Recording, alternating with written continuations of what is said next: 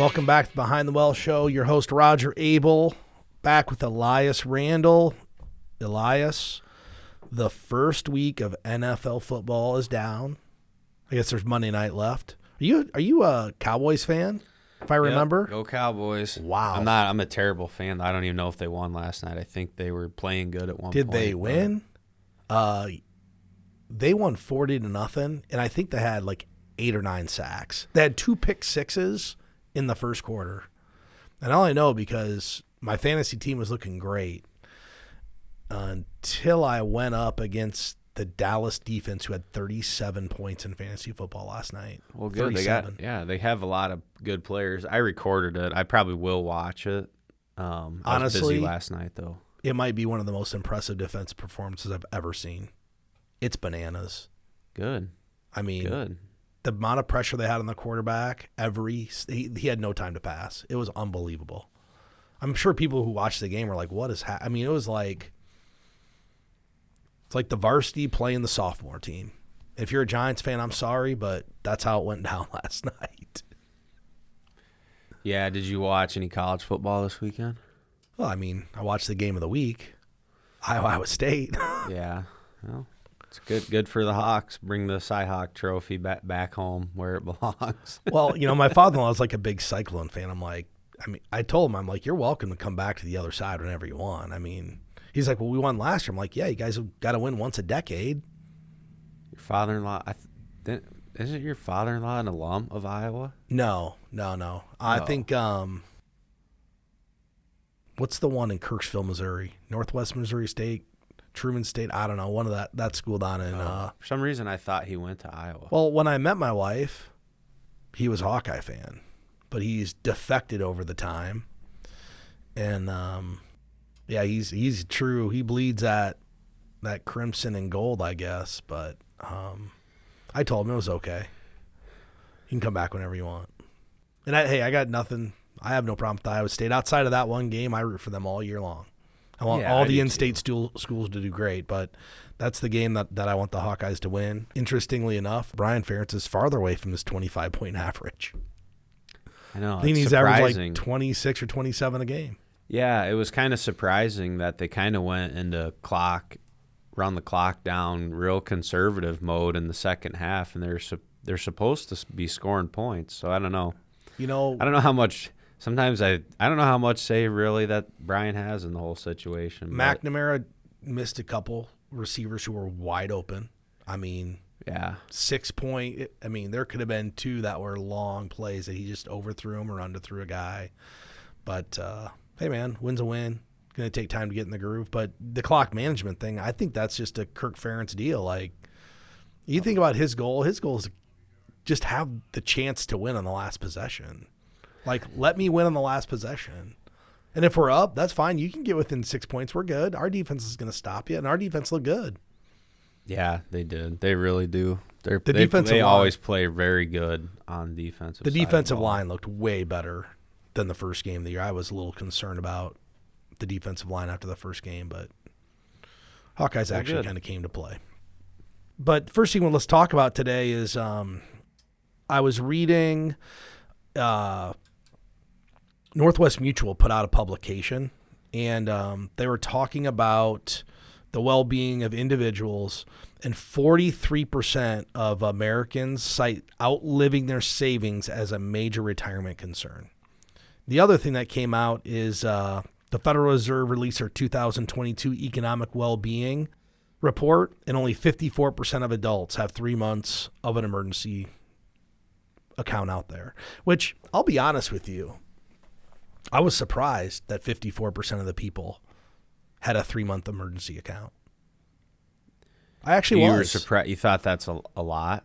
That's higher than you thought it would be? I think it's higher. I thought it was higher than it would be. So, I mean, while that's bad, it means 50% of people are actually planning for something unexpected. Here's what's ironic. And, we're big followers of, we follow Dave Ramsey, and, we help a lot of his listeners. The average unexpected emergency in America runs $1,700. You know what the problem with that is? That baby step with Dave is $1,000 in the emergency account. That's never been increased for inflation. you might want to think about having a little bit more there if you follow that program. That is true. I think some of that, though, I think some of it is the psychology of it, of having a very small, achievable goal. I think part of it is, realistically, that's really not a sufficient emergency fund. But if you're someone who, if you're on the end of the spectrum where credit cards, vehicles, just all that stuff that you cannot save any money, just the fact that you could save $1,000 is... Get you going. Yes, it just gets you going, and a lot of times bigger goals are much more achievable if you have small tasks along the way to get you there. So you're going to appreciate this. Have you ever seen, there's a video by a Marine, and he talks about, hey, why the Marine Corps, the Army, first thing you do is make your bed in the morning. You ever seen that? Yeah, it's the first task of the day. There you go. It starts getting you rolling. Once you accomplish one thing, it's easier to do the next and the next and the next. So, my wife and I are thinking about moving in about a year and a half. And we're like everybody else. We buy stuff and we hoard it and we save all this crap we don't use anymore, and it's everywhere. And my wife goes, how are we going to start doing this? I said, you know what we should do? Tackle the easiest task first.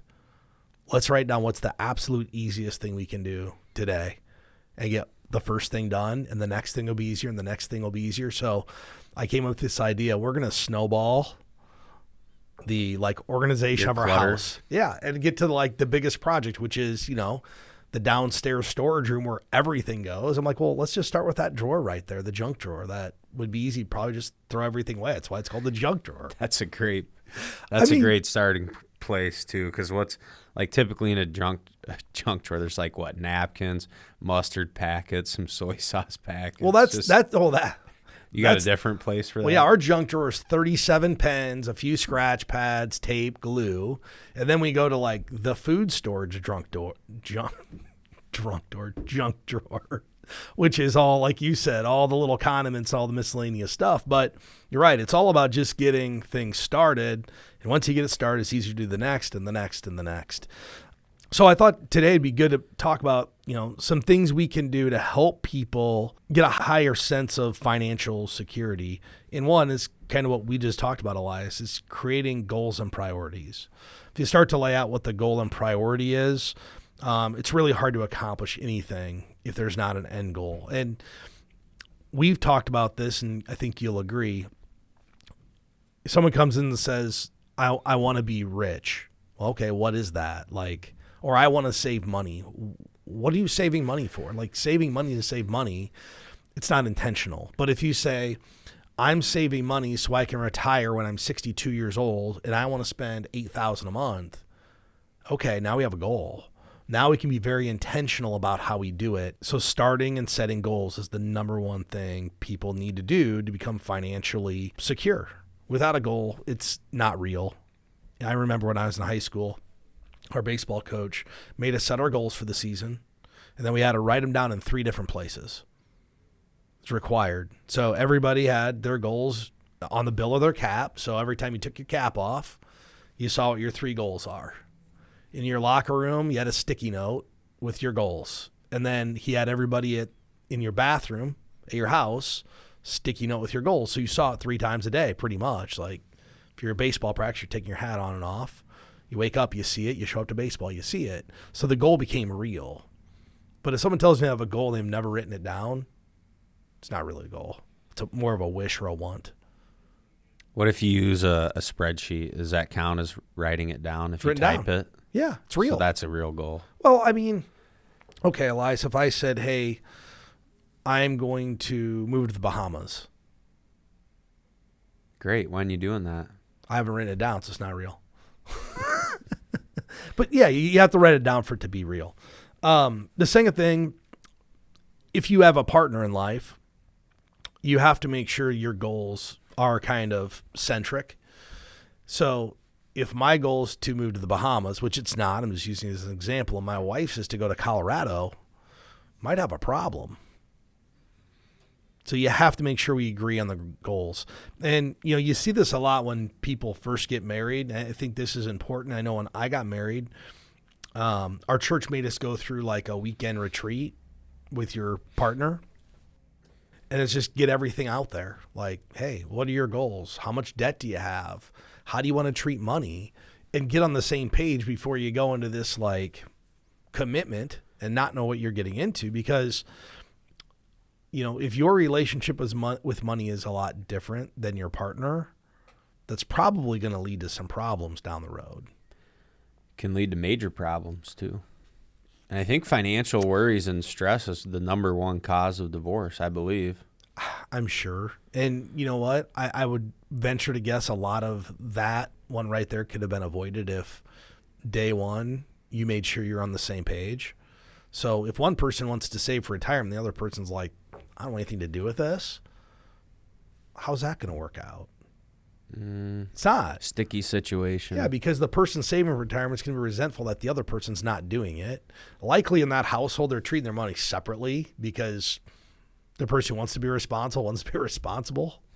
So like, well, I'm not going to share with you. And it just goes down a slippery slope. So make sure that your partner or whoever your teammate is, you guys are on the same page. Step 3 to being financially secure is you got to live below your means and start a budget. It's impossible to be financially secure if you live above your means. And this, for a lot of people, Elias, means a real look in the mirror about where you're at. A lot of people that living above their means don't think they are or don't really realize they are. It's kind of sad. They're like, well, I make a lot of money so I can do X. Okay. Well, first, we got to define what a lot of money is. Right. That's different to different people. You're exactly right.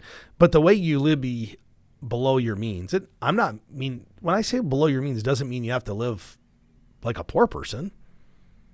It just means if you make $200,000 a year, you don't get to spend $230,000. Right? I mean, seriously. It means that math is on. If you make $200,000, you spend $230,000, you're gonna have problems. People do it. That math is on. People do it all the time, right? They float it on the debt, and now with where interest rates are, it's becoming harder to float that lifestyle. It's easy to float that lifestyle when interest rates were 0. You buy a house at 2.75, 0% on a car. Credit cards are nothing, 8%. Well, now credit cards are 22 and home rates are 7.25. That line of credit you had that you've been living off is 8.5 or 9% now. Like, all the interest is ticking. Mm-hmm. So you got to live below your means, have a budget. And what a budget really does is define what your means are. It gives you parameters. Hey, if my paycheck is $8,000 a month after tax, then my bills better be $8,000 a month after tax. Otherwise, you're living above your means. 4, Yes. got to make it easy to track your spending. I mean, tracking spending today is as easy as it's ever been. You can go download QuickBooks, Quicken, Mint, Pocket Guard, GoodBook. I mean, there's so many ways to track your spending that if you don't know where it's going, that's your fault. I mean, it is literally like at the tip of your fingers. Everybody has one of these. It's on your phone. You got to track your spending to know where it's going. 5, stop splurges before they start. This is actually really hard in today's society. What are splurges people now see as necessity?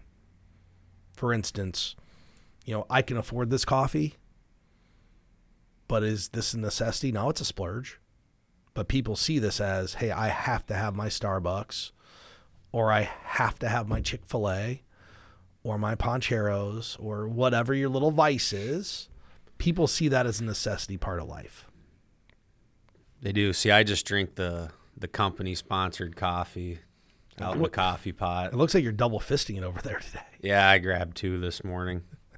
But I can definitely afford the coffee that's free in the work coffee pot. So, this is about 2 weeks ago. I think I talked about this on the last podcast. I was talking to a friend of mine. And he's like, man, I just don't think my kids will ever be able to afford to buy like a house. They can barely afford to live. I'm like, that's not true. I asked him, I said, when you were 23 starting out, how many times a week did you go out to eat? Well, none. Going out to eat wasn't a thing 30 years ago. Not like it is today. My family, I remember, if we went out, our typically going out to eat would be like going to Chi-Chi's and getting tacos maybe like once a month, or Pizza Hut And most of the time it was because I got a free personal pan pizza from the book club at school. Like, that was our out to eat. Does anyone dine in at Pizza Huts anymore? I remember doing it as a kid, but I don't know if people still do that. Brad and I did it a couple years ago. Wow. Was anyone else in there? Yeah. I think we were in, I believe we were in Port Clinton, Ohio. We were fishing. It was actually kind of fun. You get a pitcher of beer and they bring your pizza out to you. I'm like, yeah, it's kind of, it brings back like the nostalgic memories when you're 9 years old, except, the pitcher of beer used to be a pitcher of pop.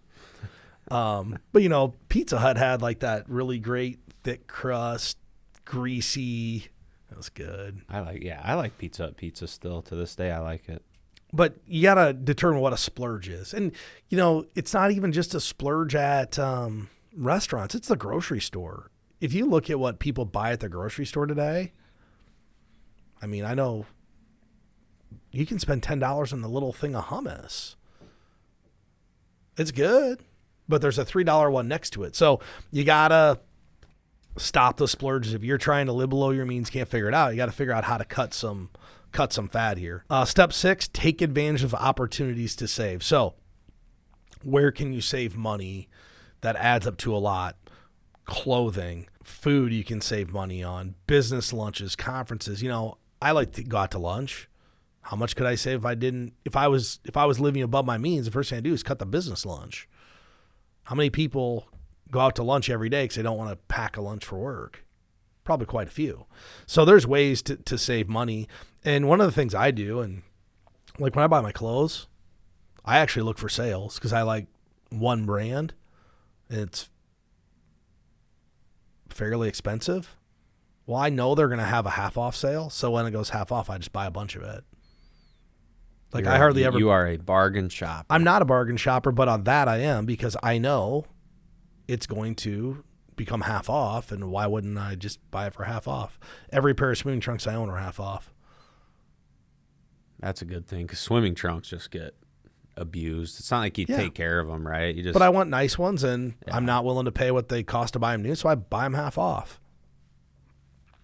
And the 7th step to kind of building financial securities, if you need more income, you can find it. There's second jobs. Today with the side hustle economy and the gig economy, it's easier than ever to get an extra paycheck if you need to get it. So those are just 7 quick ways. If you're struggling, thinking about how do I save more money, how do I get ahead financially, those are 7 ways that you can start working at becoming more financially secure, Elias. And speaking of opportunities to save, our next topic today is about 401ks and target date funds. And then the headline here that I saw was 401k investors are clueless, but is that a bad thing?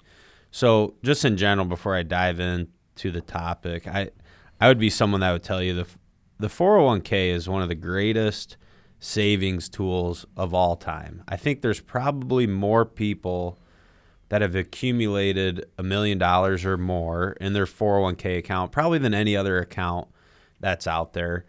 And some of the great things about it, when you're participating in one, you really don't have to know anything about the stock market or the bond market or any of the behind the scenes things that go with our financial and capital markets. And, today, a lot of plans are using auto enrollment. So people are getting enrolled with some sort of, it's usually probably just to get the match. But there's auto enrollment. Some plans have auto escalation of contribution, meaning you can tell the program, I want to increase my saving 1% every year for the next 5 years.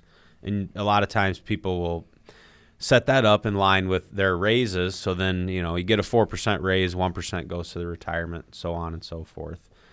So there's a lot of really, really great things. And I think, and I don't think people should feel it's bad if you don't really know about investing, especially if you're willing to admit, hey, I don't really know about this. I don't want to take the time to learn about it. And I think that's why you can make a very good argument that target date funds is a good way to invest over the long term. And some of those they're being professionally managed. So a target date fund offered in a 401k will have a portfolio manager making decisions. is it the most efficient way to invest? Probably not. I can make an argument that a target date fund is going to make you too conservative too early in your investing career, at least in my opinion, in my philosophy of investing. Here's what I think about target date funds. If you don't want to put any work into this, that's fine.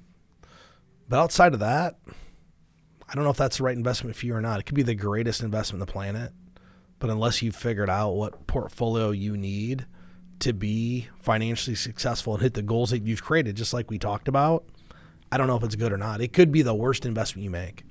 Could be.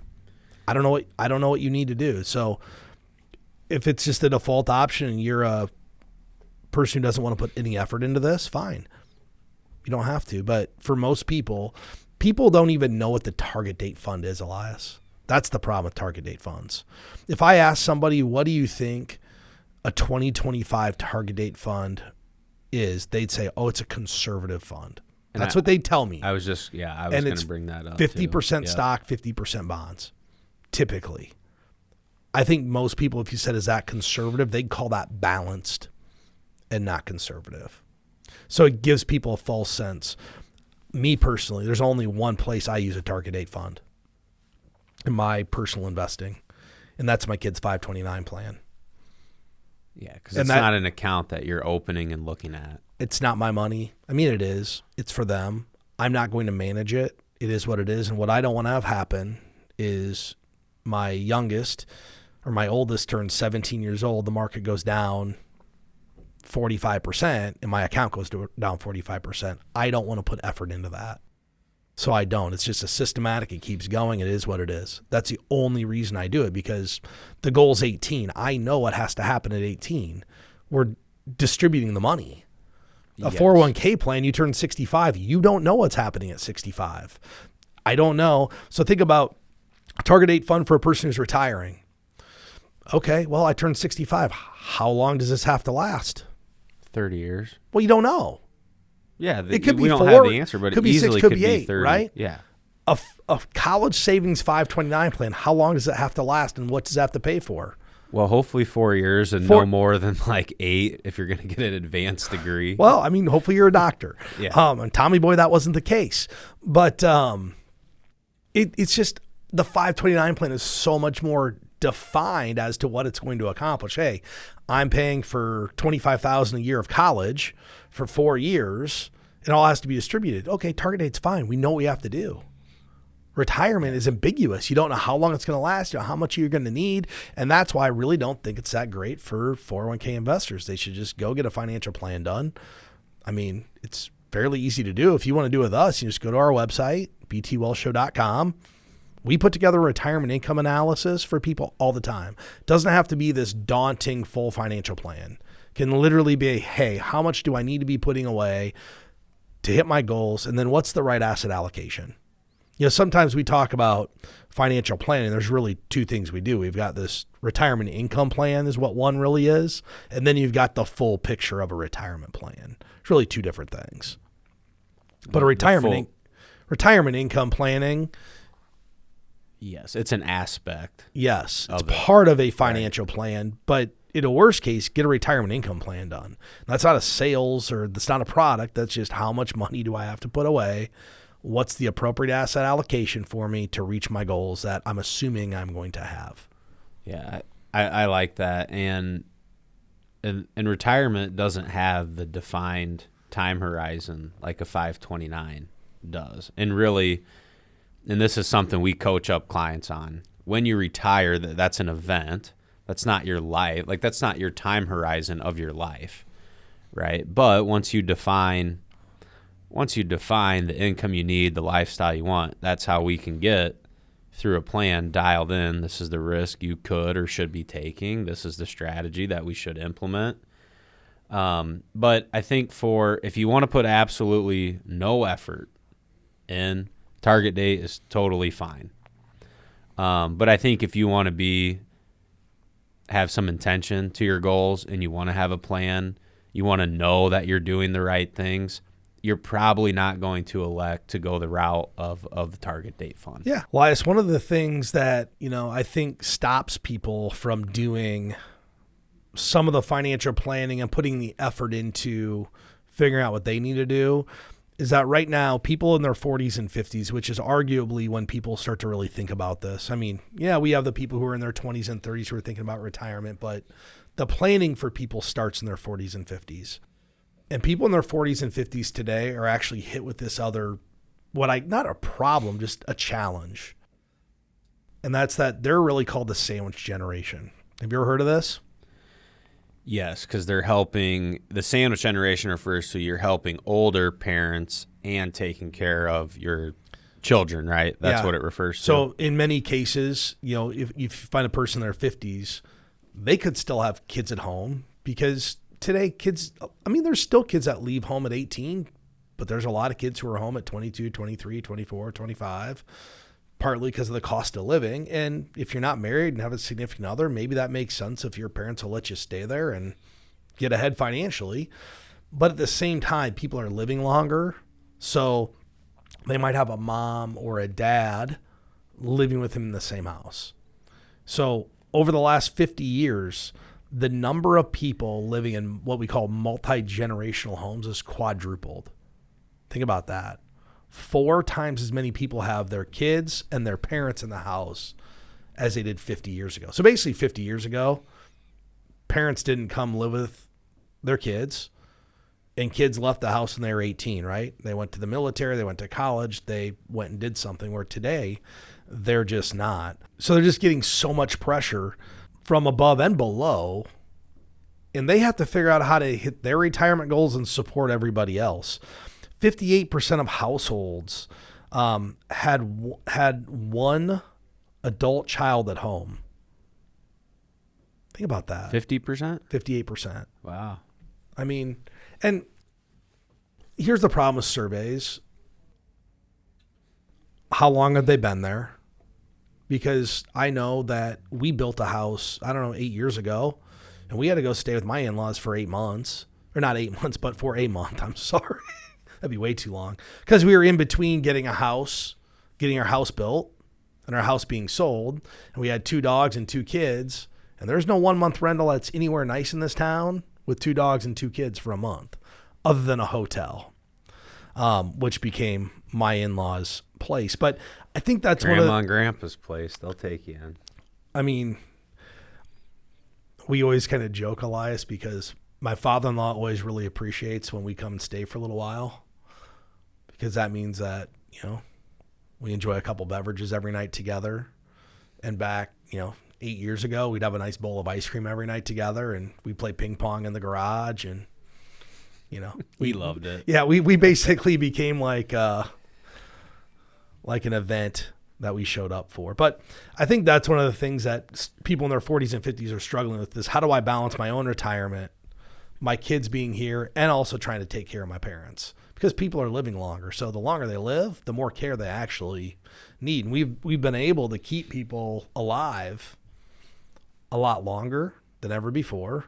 The problem is we can't help the mind. We can't help how people move that much. And it's become a stress, on people. And part of it is, how do we just get people started on the right foot from a young age?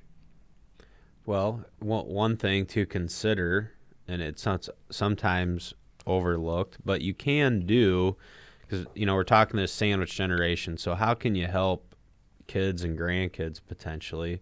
An account to not forget about and overlook would be a Roth IRA for kids who are working summer jobs. It would, it would technically be a custodial if they're not the age of majority yet. But here's some of the basics for it. What's age of majority mean? Because, we talk about this stuff a lot of times. I should probably, yeah. So 18, I know, but if you're younger than 18. Okay, thank you.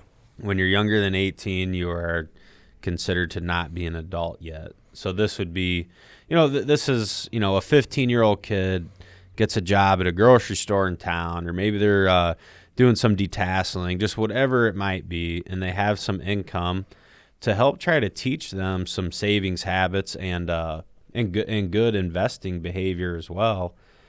You can open a Roth account in their name. The parent or grandparent can be the custodian of it, meaning like they're really in charge of it, but it's for the benefit of the child.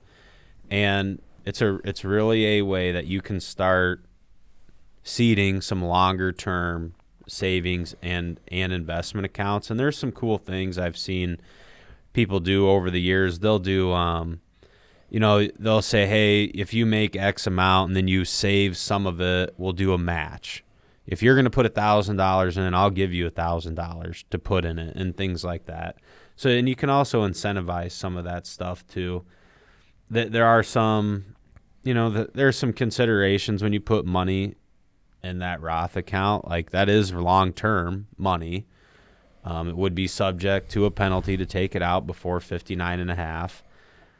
But to at least to do a little bit, and I think the reason the custodial Roth or the minor Roth, whatever you want to call it, gets overlooked, a lot of times people first think of the college savings, and it's really going to depend on the family. But maybe a college savings account isn't the direction your family wants to go. Maybe helping a younger person get started with a Roth account would be better for your family. But it's maybe it's something that should not be overlooked, and there's at least some things to consider when you're thinking about that. And it's a very good way, as part of the sandwich generation, to help the younger generation kind of set them up for success. So one thing I always think about when I do this is maybe the greatest tool you could give your kids, your grandkids, is teaching them how to do this. And I just went on to the internet. I typed in, say we had a 9-year-old, 10-year-old who worked all summer for their parents' business, right? Because they could work all summer and you could pay them, work all year, whatever. A $6,500 contribution one time. I mean, that's it.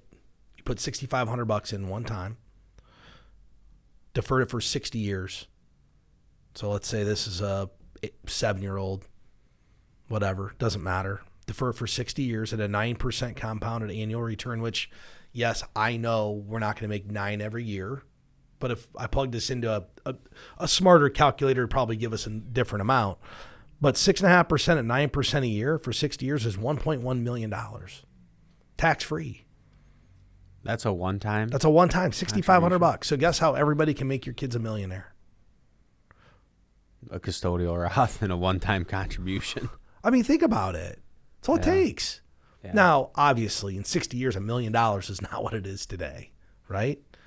But arguably, it might do better than this based upon the actual performance of the investments. Could do worse too, but most people be like, that's a home run. But what if you go further and now all of a sudden you get your kids set up in this systematic savings plan because they said, hey, man, this is cool. Maybe I'll save $50 a month. And they do that for their whole life. Do you know what that turns into? Okay, so it's a one-time of $6,500. That was 1.1 million, and then you add $50 a month. $50. $50 a month. That's only $600 a year. 2.4 million. I mean, anyone can save $50 a month. If you can't, you got to look at what you're doing. You got to look in the mirror. Remember we talked about living above your means? Right. If you can't save $50 a month, you got to look in the mirror. My babysitters make more than that for one night at my place. I mean, yeah, it's $15 an hour. Is like not a lot at a job anymore. It's three hours of work a week. Can you work 3 hours and save $50? Everybody can be really well going. So I think that these are actually a great tool. We have a couple clients who utilize this with their kids, and they're trying to teach them the power of saving money. So they work for family business. They get their paycheck. They get half. The other half gets invested. That's how they do it. It's not a choice. Half gets invested.